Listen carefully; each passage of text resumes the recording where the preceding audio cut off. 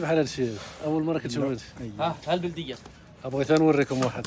انت شوف هاد الزيت كي داير، كتقولوا نتوما راه مخلط، هذا راه زيتون ومخلط ما والو، ولكن الاربيكوين البوليفينول ديالها ضعيف، كتجمد، كتجي الوقيته ديال البرد كتجمد، كتولي بحال السمن. وعرفت الحبه تاعتها هذه البلديه الاربيكوين. عرفت هذه البلديه قال لك حوزيه والمناره عندها الماده المحافظه يعني كتصبر، ماشي بحال هاد.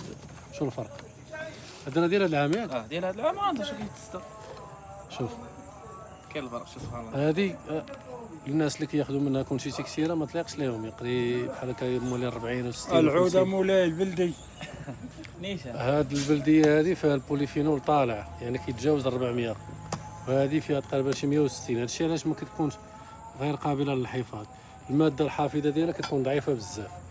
هي راه ماشي مغشوشه، هي راه زيتون باربيكوين، ولكن ما عندوش هذيك الماده الحافظه اللي كتحافظ على الزيت، كتحافظ على الجوده ديال الزيت. يعني اي واحد كيدي كونتيتي كثيره كتولي ليه بحال هكا جامده. ولكن البلديه لا. وهذا ما كيجمدش. لا هذا ما كيجمدش. لا يجمد. لا ما يجمدش. ويلي